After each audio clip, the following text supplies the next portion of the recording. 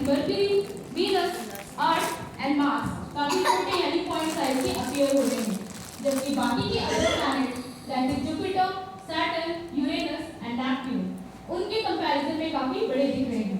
So moving on to the very first planet of our solar system, that is Mercury.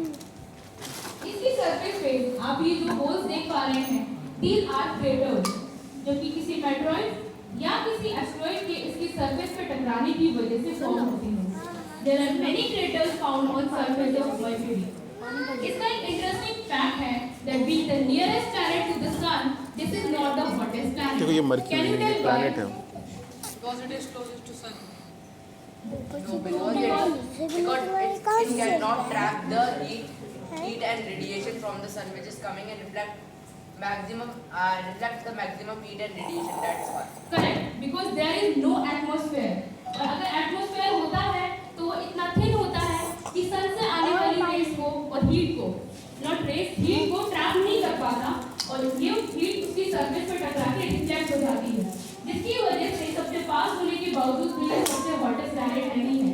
और सबसे पास होने का नतीजा ये होता है कि दिन के टाइम पे इसका टेम्परेचर काफी गर्म और रात के टाइम पे इसका टेम्परेचर काफी ठंडा रहता है।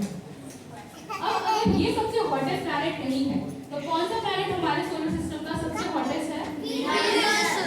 वीनस।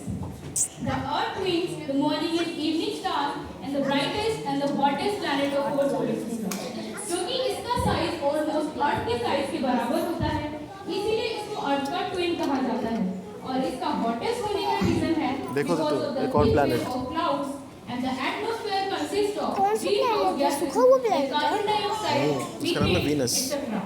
इसमें पानी नहीं है। वो गैसेस होती हैं और सन से आने वाली हीट को Snowing। ट्रैप कर लेती हैं, उसको स्टेप नहीं होने देती, जिसकी वजह से एटमॉस्फेयर वार्मर होता है और इसी की वजह से ये प्लैनेट भी सबसे हॉटेस्ट प्लैनेट है। इसका एक इंटरेस्टिंग फैक्ट है, जिस तरीके से हमारी अर्थ के ऊपर सन ईस्ट से राइज होता है एंड वेस्ट पे सेट होता है due to its rotation on its axis from west to east direction, उस तरीके से वीनस के ऊपर सन वेस्ट से राइज होता है एंड ईस्ट पे सेट होता है due to its retrograde rotation on its axis from east to west direction. So moving on to the next planet, that is blue marble or blue planet, the Earth.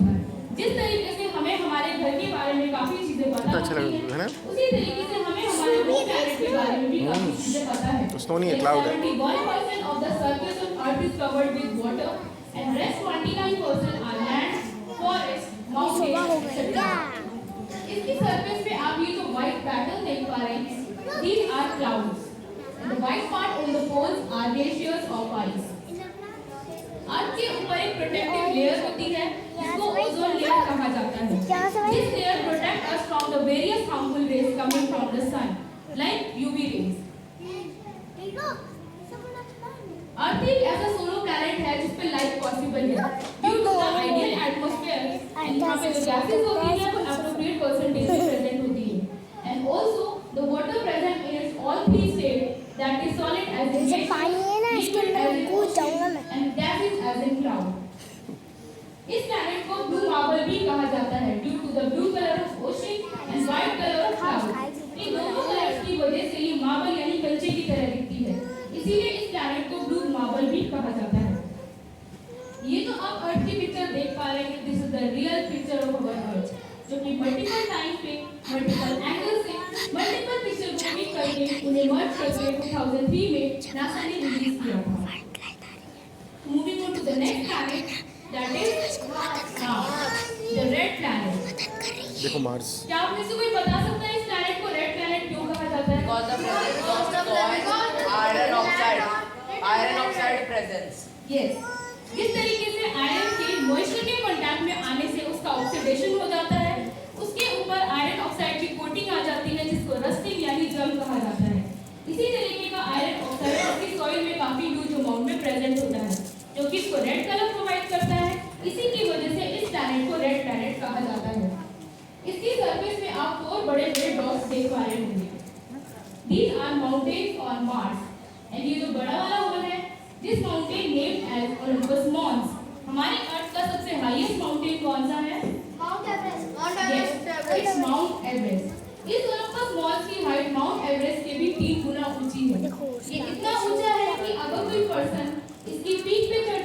Jump करता है तो वो कभी Mars की surface पे land ही नहीं करेगा, वो कहीं स्पेस में फ्लोट करने लगेगा। इसके दो रीजन हैं। पहला रीजन कि मार्स की ग्रेविटी काफी कम होती है, दूसरा ओलंपस मॉन्स की हाइट काफी ज्यादा होती है। अभी तक हमने जितने भी प्लैनेट के बारे में जाना, दीज आर टेरेस्ट्रियल प्लैनेट, जिनकी एक पर्टिकुलर सरफेस होती है जिन पर हम लैंड कर सकते हैं। अब हम जितने प्लैनेट के बारे में जानेंगे, दीज आर गैसियस प्लैनेट, जिनकी कोई पर्टिकुलर सरफेस नहीं होती। अगर हम इनके ऊपर जाना चाहें तो हम इनके कोर में पहुंच जाएंगे। One more interesting fact about Mars, scientist ने प्रेडिक्ट किया है कि अर्थ की बात अगर कहीं लाइफ पॉसिबल है तो वो मार्स पर है, क्योंकि यहाँ पर आयरन ऑक्साइड है। दैट मीन्स कहीं ना कहीं ऑक्सीजन और वाटर प्रेजेंट हो सकती है, and also due to the presence of polar ice cap.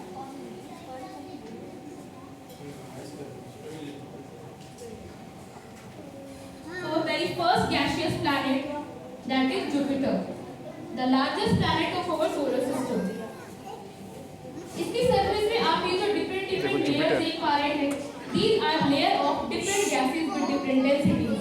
जिस तरीके से पानी के ऊपर ऑयल के ड्रॉप डालने से वो कभी आपस में मिक्स नहीं होती क्योंकि दोनों की डेंसिटी डिफरेंट होती है, उसी तरीके से इन गैसेस की डेंसिटीज भी डिफरेंट होने की वजह से ये कभी आपस में मिक्स नहीं होती और ये इसकी सरफेस पे कुछ क्लॉकवाइज और कुछ एंटी क्लॉकवाइज रोटेट होती रहती है। इसकी सरफेस पे बॉटम में आप एक आई लाइक स्ट्रक्चर देख पा रहे होंगे। This structure is known as red eye और रेड स्पॉट। ये गैसेस का काफी ह्यूज स्टॉर्म है। ये इतना ह्यूज है कि अगर मैं अर्थ की बात करूं तो हमारी 2 अर्थ इस स्पॉट के अंदर फिट हो सकती है। अगर हम इस छोटे से स्पॉट में हमारी 2 अर्थ फिट हो सकती है, तो क्या आप गेस कर सकते हैं कि पूरे जुपिटर में हमारी कितनी अर्थ फिट हो सकती है? 10,000? नो, अबाउट 1300 अर्थ। इतना ह्यूज प्लैनेट है ये। So moving on to the next planet, that is Saturn, the second largest planet of our solar system. Saturn. ये अपनी रिंग के बिना आपको बड़ा अनफैमिलियर सा लग रहा होगा। Yellow color. Saturn is not a part of Saturn. These are pieces of rock, comet and Saturn moon. क्योंकि Saturn की सरफेस पे आने से पहले ही Saturn की ग्रेविटी की वजह से pieces ब्रेक हो जाते हैं, एक तरीके का पैटर्न तैयार करते हैं जो कि रिंग की तरह अपीयर होता है। Saturn की एक खास बात होती है कि अगर हम एक हाइपोथेटिकल सिचुएशन लेके चले जिसमें हमारे पास एक बड़ा सा पूल हो और हम Saturn को पूल में डुबाने की कोशिश करें, तो Saturn उस पूल में डूबेगा नहीं, वो उसकी सरफेस पे फ्लोट करने लगेगा, क्योंकि Saturn की डेंसिटी पानी की डेंसिटी से भी कम होती है। The last 2 planets of our solar system are Uranus last and इसको Neptune. क्या बोलते हैं? Uranus. और ये वाइट These क्यों 2 planets are known as ये blue वाइट क्यों है planets पूरा? due to the presence of methane. ये वाइट इन क्यों है? दोनों प्लैनेट के मीथेन है ऊपर ना, मीथेन इसलिए काफी white. ह्यूज अमाउंट में प्रेजेंट होती है जो कि इनको ब्लू कलर प्रोवाइड करती है। इसी की वजह से इन दोनों प्लैनेट को ब्लू प्लैनेट कहा जाता है। यूरेनस के ऊपर एक और गैस प्रेजेंट होती है, दैट इज हाइड्रोजन सल्फाइड, जिसकी वजह से it stick like a rotted egg, यानी हाइड्रोजन सल्फाइड के प्रेजेंट होने की वजह से इस सड़े हुए अंडे जैसा स्मेल करता है। There is one more interesting fact about the Uranus, but जिस तरीके से बाकी के अदर 7 प्लैनेट अपने एक्सिस पे लट्टू की तरह घूमते हुए सन के चारों ओर चक्कर लगाते हैं, can you please be silent? क्योंकि इसके एक्सिस पे 98 डिग्री का टिल्ट होता है, जिसकी वजह से ये लट्टू की तरह ना घूमते हुए बेलन की तरह घूमते हुए सन के चारों ओर चक्कर लगाता है। अब हम अपने सोलर सिस्टम के एक्सट्रीम पे आ चुके हैं, दैट इज नेपच्यून। सन से काफी दूर होने की वजह से सन की रेज और हीट इस प्लैनेट पे प्रॉपर अमाउंट में नहीं पहुंच पाती, जिसकी वजह से इसका टेम्परेचर काफी ठंडा रहता है और इसके ऊपर चलने वाली हवाएं काफी तेज रफ्तार से चलती हैं, that is about 2000 kilometre per hour की स्पीड से। इसकी सरफेस पे आप कुछ व्हाइट पैटर्न्स देख पा रहे होंगे, दीज आर क्लाउड्स, जिनको स्कूटर कहा जाता है। अब मैं वापस से आपको अर्थ के पास लेके आना चाहूंगी। What is this? Moon, the Earth's natural satellite. और भी कई सारे प्लैनेट हैं जिनकी अपनी नेचुरल सैटेलाइट होती है, जिनको मून कहा जाता है। अर्थ की नेचुरल सैटेलाइट का एक साइंटिफिक नेम भी होता है। क्या आप बता सकते हैं क्या है वो name? Nobody knows. It's Luna. इसको लूना के नाम से भी जाना जाता है और इसी नाम की वजह से चंद्र ग्रहण को लूनर इक्लिप्स नाम देते हैं। इसकी सरफेस पे आप ये जो डार्क स्पॉट्स देख पा रहे हैं, these are craters, जो कि किसी मेट्रॉइड या किसी एस्ट्रॉइड के इसकी सरफेस पर टकराने की वजह से फॉर्म होते हैं।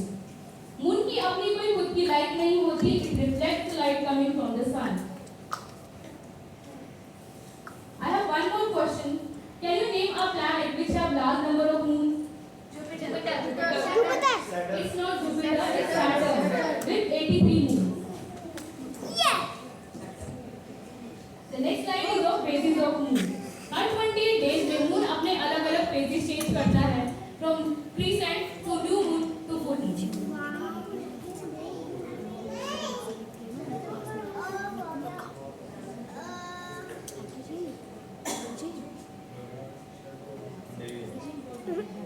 देखो लाइट कैसे आता है ऐसे। नहीं, The next line is of night time. हम उससे होगी। जैसा कि आप देख पा रहे हैं, इसमें अर्थ के एक पार्ट पर तो डे है, जबकि दूसरे पार्ट पर नाइट है। मैंने वो सिखाया था। क्योंकि अर्थ की स्फेरिकल शेप की वजह से सन की लाइट अर्थ के सिर्फ एक पार्ट पर ही पहुंच पाती है, जिसकी वजह से वहां डे होता है।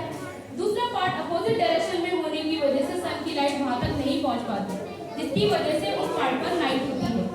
नाइट वाले पार्ट पे एक आप ये जो लाइट देख पा रहे हैं, दीज आर आर्टिफिशियल लाइट, जो कि हमारे घरों में जलती है। और ये सिनेरियो आपको सिर्फ अर्थ में ही देखने को मिलता है, क्योंकि सिर्फ अर्थ पर ही लाइट है।